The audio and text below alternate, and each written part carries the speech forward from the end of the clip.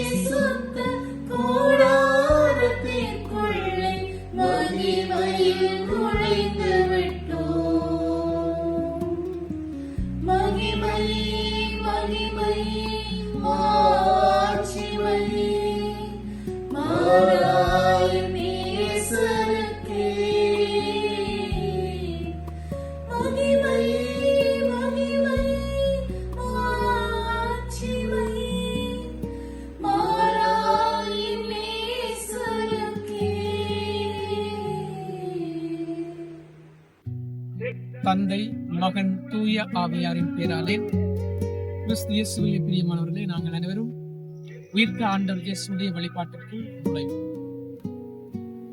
உயிர்த்தெழுதலும் வாழ்வும் நானே என்று சொன்ன அன்பு தெய்வமே சுவாமி, அப்பா, இந்த நாளுக்காக இந்த நேரத்திற்கு நன்றியோடு துதிக்கிறோம் ஆண்டவரே. தகப்பனே, இந்த நேரத்திலே சுவாமி இந்த தொடங்கி இந்த வழிபாடை தேவன் ஆசீர்வதிங்க சுவாமி. தகப்பனே, உங்களுடைய உயிர்த்தெழுதலின் வல்லமைக்காக நாங்கள் உங்களுக்கு நன்றி செலுத்துகிறோம் ஐயா. அப்பா, உங்களுடைய உயிர்த்தெழுந்த வல்லமை சாவை வென்று இது 3ஆம் நாள் உயிர்த்தெழுந்து உம்முடைய சரீரத்திலே வெளிப்பட்ட அந்த வல்லமை எங்கள் ஒவ்வொருவருடைய சரீரங்களிலும் வெளிப்படும்படியாக தகப்பனே, இந்த பொல்லாத உலகத்தில இந்த பொல்லாத நாட்களிலே தகப்பனே, உம்முடைய வல்லமை எங்களுடைய சரீரங்களில் வெளிப்படும்படியாக அந்த உயிர்த்தெழுந்த வல்லமையை எங்களை சுற்றி இருக்கிற ஒவ்வொருவருக்கும் நாங்கள் கொடுக்கும்படியாக எங்களுடைய வாழ்க்கை உம்முடைய வாழ்க்கையை பிரதிபலிக்கும்படியாக தகப்பனே, இந்த 40 நாட்கள் நாங்கள் இருந்த நோன்புகள், உபவாசங்கள், ஒருத்தல்கள் ஒவ்வொன்றையும் தேவன் ஆசீர்வதிக்கும்படியாக இந்த நேரத்துல நாங்கள் ஒப்புக் கொடுக்கிறோம். தொடர்ந்து வரப்போகிற ஒவ்வொரு வழிபாட்டு பகுதிகளையும் தேவன் நீங்க ஆசீர்வதிங்க. இதை பார்க்கிற ஒவ்வொருவருடைய வீடுகளையும் உள்ளங்களையும் அவர்களுடைய வாழ்க்கையிலையும் அவர்கள் கைது செய்கிற ஒவ்வொரு காரியங்களையும் உங்களுடைய உயிர்த்தெழுதலின் வல்லமை வரும்படியாக ஒப்புக் கொடுக்கிறேன். ஒவ்வொரு காரியங்களையும் தகப்பன் நீங்க பொறுப்படுங்க. தகப்பனே, விடுதலை இல்லாதிருக்கிற ஒவ்வொரு குடும்பங்களுக்குள்ளையும் உங்களுடைய உயிர்த்தெழுந்த வல்லமை விடுதலையை கொடுக்கும்படியா இந்த நேரத்தில் ஒப்புக் கொடுக்கிறேன். இதை பார்க்கிற ஒவ்வொருவரும் உங்களுடைய ஆசீர்வாதத்தை சுவைக்கத்தக்கதாய், உங்களுடைய அன்பை அடைந்து கொள்ளத்தக்கதாய், நீர் எவ்வளவு நல்லவர் என்பதை சுவைத்து பார்க்கத்தக்கதாய் நீர் கிருபை செய்யும்படியாய் இந்த ஜெபங்கள் எல்லாவற்றையும் எங்களுக்காக மரித்து உயிர்த்து இன்றைக்கும் ஜீவனோடு இருக்கிறவரும் சீக்கிரத்தில் வரப்போகிறவருமாகிய அன்பான இயேசு சுவாமி நல்ல நாமத்திலே ஜெபிக்கிறோம் நல்ல பிதாவே.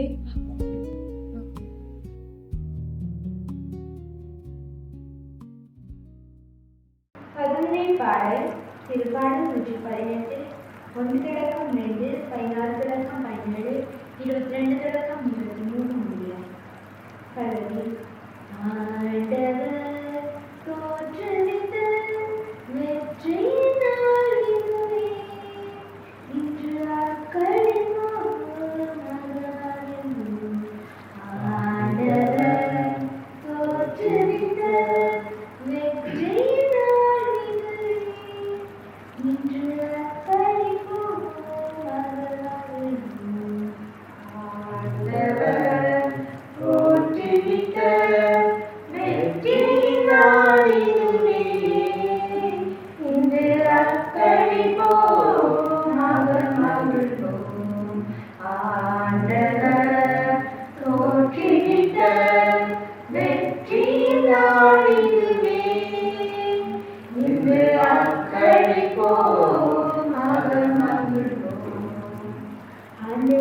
நன்றி செலுத்துங்கள். ஏனெனில் அவர் நல்லவர், என்றென்றும் உள்ளது அவரது பேரன்பு, என்றென்றும் உள்ளது அவரது பேரன்பு என இஸ்ரவேல் மக்கள் சாற்றுவார்களாக. ஆண்டவர் தோற்றுவித்த வெற்றியின் நாள் இதுவே, இன்று அத்தளிப்போம் அகமகிழ்வோம். ஆண்டவர் தோற்றுவித்த வெற்றியின் நாள் இதுவே, இன்று அத்தளிப்போம் அகமகிழ்வோம். ஆண்டவரது வலக்கை உயர்ந்தோங்கி உள்ளது, ஆண்டவரது வலக்கை வலிமையாய் செயலாற்றி உள்ளது. நான் இறந்தவரின் உயிர் வாழ்வே, ஆண்டவரின் செயல்களை விரித்துரைத்தேன். ஆண்டவர் தோற்றுவித்த வெற்றியின் நாள் இதுவே, இன்று அக்களிப்போம் அகமகிழ்வோம். ஆண்டவர் தோற்றுவித்த வெற்றியின் நாள் இதுவே, இன்று அக்களிப்போம் அகமகிழ்வோம். கட்டுவோர் புறக்கணித்த கல்வியே கட்டிடத்துக்கு மூளைக்கல்லாயிற்று, ஆண்டவரானது நிகழ்ந்துள்ளது, நம் கண்களுக்கு இது வியப்பாயிற்று. ஆண்டவர் தோற்றுவித்த வெற்றியின் நாள் இதுவே, இன்று அக்களிப்போம் அகமகிழ்வோம். ஆண்டவர் தோற்றுவித்த வெற்றியின் நாள் இதுவே, இன்று அக்களிப்போம் அகமகிழ்வோம். ஆண்டவர் தோற்றுவித்த வெற்றியின் நாள் இதுவே, இன்று அக்களிப்போம் அகமகிழ்வோம். ஆண்டவர் தோற்றுவித்த வெற்றியின் நாள் இதுவே, இன்று அக்களிப்போம் அகமகிழ்வோம்.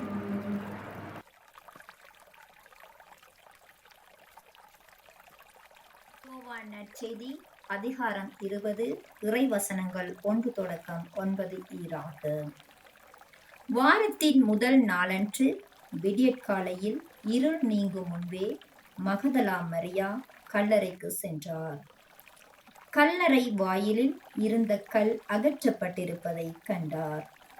எனவே அவர் சீமோன் பேதுருவிடமும் ஜேசு தனி அன்பு கொண்டிருந்த மற்ற சீடரிடமும் வந்து, ஆண்டவரை கல்லறையிலிருந்து யாரோ எடுத்துக்கொண்டு போய்விட்டனர், அவரை எங்கே கொண்டு வைத்தனரோ எங்களுக்கு தெரியவில்லை என்றார்.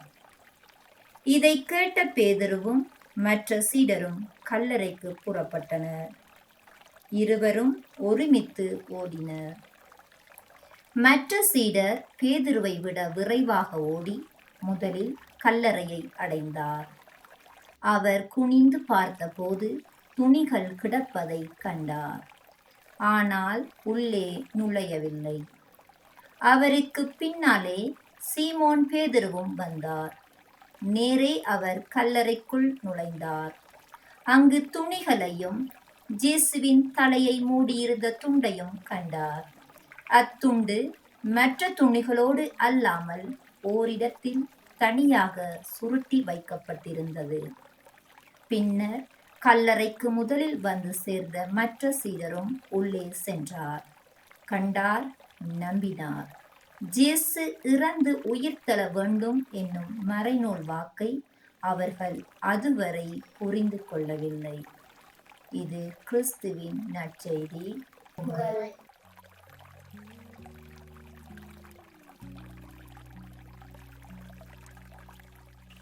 இயேசுவின் உயிர்ப்பு என்பது கிறிஸ்தவ விசுவாசத்தின் அடிப்படை அச்சாணியாகும். கிறிஸ்துவின் உயிர்ப்பு ஏதோ திடீரென்று நடந்த நிகழ்வு அல்ல. அது முன்கூட்டியே இறைவாக்கினர்களால் அறிவிக்கப்பட்ட ஒரு நிகழ்வு ஆகும். இயேசு தனது பணிவாழ்வின் போது தாம் இறந்து 3ஆம் நாள் உயிர் தெழுவேன் என்பதை பலமுறை சீடர்களுக்கு தெளிவுபடுத்தி இருக்கின்றார். மனுமகன் பாவிகளுடைய கையில் ஒப்புவிக்கப்படவும் சிலுவையில் அறையப்படவும் 3ஆம் நாளில் உயிர் தெழுந்திருக்கவும் வேண்டும். இயேசு உயிர் தெழுவார் என்று சொன்னது நிறைவேறாமல் இருக்க யூத தலைவர்களின் வேண்டுகோளுக்கு இணங்க கல்லறைக்கு முத்திரை இடப்பட்டு ரோமானிய போர் வீரர்களால் காவல் காக்கப்பட்டது. யூத சமூகம் ஆரம்பத்தில் உயிர்ப்பு என்ற கருத்தை தெளிவாக வைத்திருக்கவில்லை. அவர்கள் மரணத்திற்கு பின் சியோல் எனப்படும் இருண்ட இடத்தில் இருப்பதாக நம்பினர். அது நிழல் வாழ்க்கை போன்றதாக கருதப்பட்டது. அன்று அதிகாலை பெண்கள் சிலர் அந்த கல்லறையை சந்திக்க வருகின்றனர். அவர்கள் அதில் அடக்கம் செய்யப்பட்டிருந்த இயேசுவின் பெண் சீடர்கள். அவர் வரலாற்று மனிதராக வாழ்ந்த காலத்தில் அவரை சந்தித்து அவருடைய படிப்பினைகளாலும் பணிகளாலும் ஆளுமை பண்புகளாலும் தெய்வீக ஆற்றல்களாலும் கவரப்பட்டு 3 ஆண்டுகளாக அவரை பின் சென்றவர்கள். கல்லறைக்கு வந்த அந்த பெண் சீடர்களின் விழிகளில் கண்ணீர் துளிகள் கரை புரண்டு வடிந்து கொண்டிருந்தன. முகங்களில் சோகம் படர்ந்திருந்தது. அவர்களுடைய நெஞ்சங்களில் எத்தனையோ காயப்பட்ட நினைவுகள், கருகி போன நம்பிக்கைகள். அவர்கள் அந்த கல்லறைக்கு வந்தது இன்னும் எஞ்சியிருந்த தங்கள் கண்ணீர் துளிகளை சிந்திவிட்டு செல்லத்தான். சாய்ந்துவிட்டு தங்கள் நம்பிக்கைகள், சருகாகி போன தங்கள் வருங்கால எழுச்சி மிகு கனவுகளை அந்த கல்லறையிலே புதைத்துவிட்டு போகத்தான். ஆனால் அந்த கல்லறையில் தான் அவர்கள் சிறிதும் எதிர்பாராத அதிர்ச்சிகளும் வியப்புகளும் அவர்களுக்காக காத்து கொண்டிருந்தன. முதலில் அங்கு அவர்களுக்கு ஏற்பட்டது ஒரு பெரும் அதிர்ச்சிதான். அது மூடி இருக்கும் என அவர்கள் நினைத்திருந்த கல்லறையின் வாயில்கள் புரட்டப்பட்டு அது திறந்திருந்தது. அதை கண்டதும் அவர்கள் மனங்களில் 1000 கேள்விகள். அந்த கல்லறை வெறுமையாக இருப்பது ஏன்? யாரால்? எவ்வாறு? அங்கு வைக்கப்பட்டிருந்த இயேசுவின் உடலுக்கு என்ன நிகழ்ந்தது என்பன போன்ற கேள்விகள் அவர்கள் உள்ளங்களில் கோர தாண்டவம் ஆடத் தொடங்கின. கடவுள் அந்த அநீதிகளை எல்லாம் பார்த்து கொண்டு என்ன செய்கின்றார்? நல்லவர்களுக்கு ஏன் இத்தனை துன்பங்கள்? ஆதிக்கங்களுக்கு ஏன் இத்தனை வெற்றிகள்? என்பவைதான் விரக்தியின் விளிம்பிற்கே சென்று விடப்பட்டிருந்த அவர்களின் உள்ளங்களில் ஓலமிட்ட கேள்விகள். இந்நிலையில் தான் அவர்களுக்கு வியப்பூட்டிய இன்னொரு இன்ப அதிர்ச்சி. அவர்கள் முன் மின்னலை போல் ஒளிரும் ஆடை அணிந்த வானதூதர் இருவரது தோற்றம் கண்முன் தோன்றி அந்த காட்சியை விட உள்ளத்தில் அவர்களுக்கு அதிக வியப்பை ஏற்படுத்தியது. வானதூதர்கள் சொல்லிய நற்செய்தி, உயிரோடு இருப்பவரை கல்லறையில் தேடுவதே. அவர் இங்கே இல்லை, அவர் உயிருடன் எழுப்பப்பட்டார் என்பதே அவர்களுடைய கேள்விக்கெல்லாம் விடையாக வானதூதர் தந்த விண்ணக செய்தி. ஆம், அந்த வெறுமையான கல்லறையின் முன்புதான் இயேசுவின் இறப்பின் அர்த்தங்களை, அவரது உயிர்ப்பின் அனுபவத்தை, அதன் ஆற்றலை அவர்கள் உணரத் தொடங்கினர். நல்லவர்களுக்கு ஒருபோதும் அழிவில்லை. அன்பு, உண்மை, நீதி என்பவற்றிற்கு ஒருபோதும் நிரந்தர தோல்வி இல்லை. மானிடத்தின் உண்மையான எழுச்சிகளும் நீதிக்கான அற போராட்டங்களும் கல்லறையில் ஒருபோதும் முடிவதில்லை. ஆம், தோல்விகளாக தோன்றும் எல்லாம் எப்போதும் தோல்விகள் அல்ல. அதுபோல் வெற்றியாக தோன்றும் நிரந்தரமான வெற்றிகளாகவும் இருந்து விடுவதில்லை. அநீதியின் வெற்றிகளை விட நீதியின் தோல்விகள் அதிகம் உயிருள்ளவை. ஆம், உயிர்ப்பின் வழியாக இயேசு இவ்வுலகை விட்டு இன்னொரு உலகத்திற்கு சென்று விடவில்லை. மாறாக இன்னொரு இடத்திற்கும், இனத்திற்கும், காலத்திற்கும், கலாசாரத்திற்கும் உரியவராக வாழ்ந்த அவர் அத்தகைய வரம்புகள் எல்லாம் கடந்து இறை தந்தையுடன் ஒன்றுபட்டு அதில் எல்லா உயிர்களும் ஒன்றாகிவிட்ட, எல்லா மனிதரும் உறவாகிவிட்ட, உயிரளிக்கும் இறை ஆற்றலாக மாறிவிட்ட நிகழ்வே உயிர்ப்பு. இதனால்தான் இயேசுவின் உயிர்ப்பை விளக்கும் புனித பவுல், கடைசி ஆதாமோ உயிர் தரும் தூய ஆவியானவர் என குறிப்பிடுகின்றார். மண்ணில் புதைந்து மனிதத்தில் கரைந்து இதோ உலகம் முடியும் வரை என்னாலும் நான் உங்களோடு இருக்கின்றேன். இயேசுவின் உயிர்ப்பு எனக்கு கூறும் செய்தி. அவர்கள் இயேசுவின் உடலை பார்க்க சென்றார்கள். அது ஒரு தேடல். கல்லறை வெறுமையாக இருப்பதை கண்டார்கள். அது ஒரு அனுபவம். அவர்கள் இயேசுவின் உயிர்ப்பை நம்பினார்கள். அது ஒரு வாழ்வு. இயேசுவின் காலியான கல்லறை கிறிஸ்தவ விசுவாசத்தின் மிக முக்கிய அடிப்படை.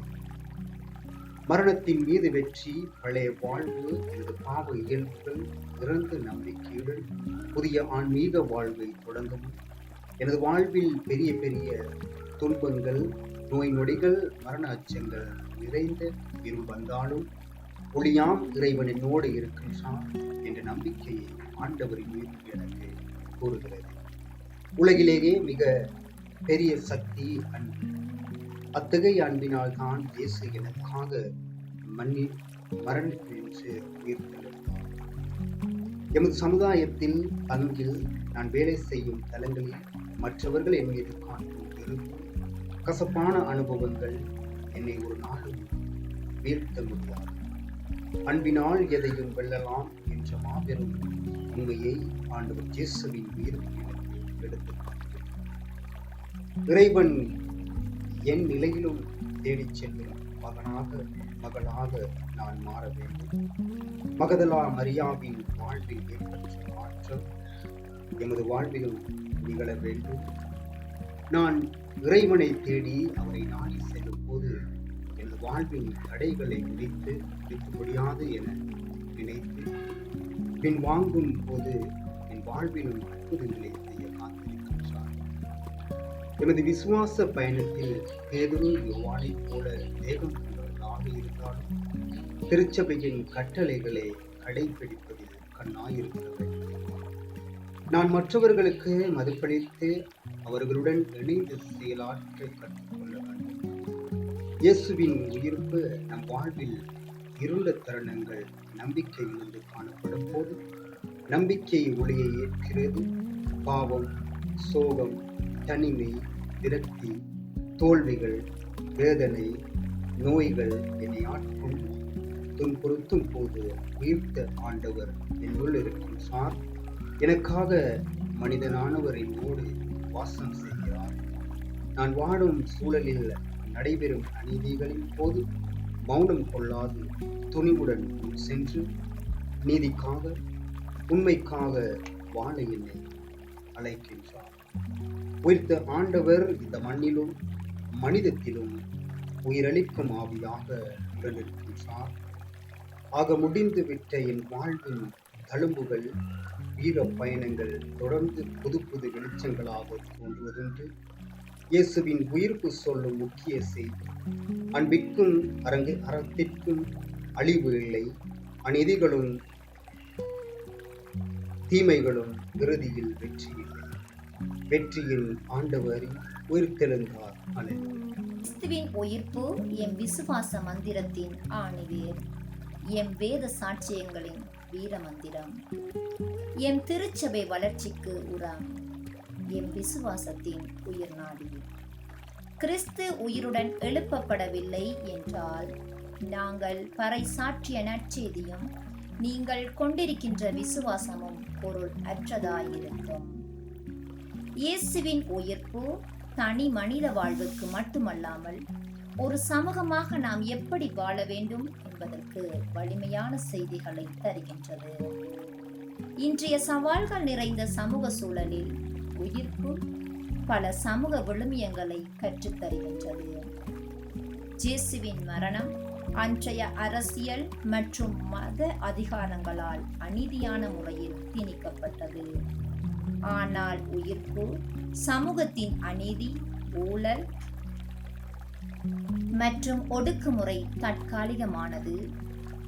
அது வெற்றி பெறுவது போல தோன்றினாலும் இறுதியில் நீதியே வெல்லும் என்றும், அநீதிக்கு எதிராக குரல் கொடுப்பவர்களுக்கு உயிர்ப்பு ஒரு நம்பிக்கையை ஊட்டுகின்றது.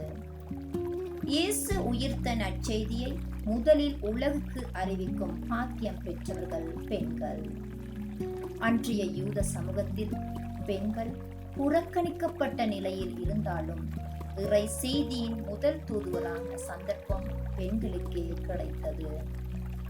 எமது சூழலில் சாதி, இனம், மதவாதம், பிரதேசவாதம் என பாகுபாடு பார்ப்பவர்களுக்கு இது சவுக்கடியாக அமைகின்றது.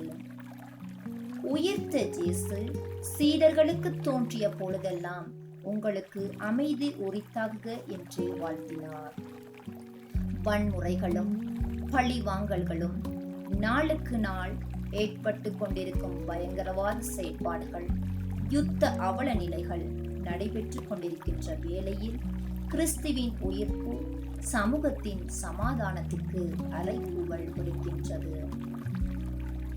இயேசுவின் சிலுவை சாவிற்கு பின் பயந்து கதவுகளை மூடி கிடந்தவர்கள் உயிர்ப்புக்கு பின் முதல் சாட்சிகளாக மாறினார்கள். நாமும் எமது சமூகத்தின் விடியலுக்காய் முட்டுக்கட்டைகளாக இல்லாமல் அவர்களோடு அர்ப்பணிப்புடன் சேவையாற்ற முன்வர வேண்டும். உயிர்ப்பு என்பது ஒரு மறுபிறப்பு.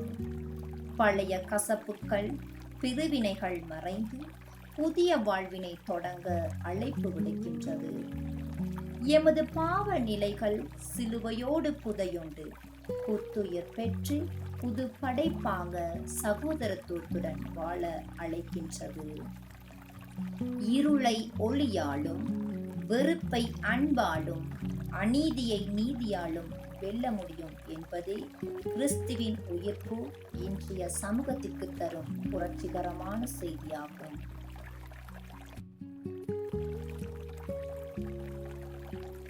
அன்புள்ள தந்தையே இறைவா, நீர் அன்று எம்மீது கொண்ட அளவில்லாத அன்பினால் சிலுவையில் இறந்த 3ஆம் நாள் மரணத்தில் இருந்து உயர்த்தி கொண்டீரே.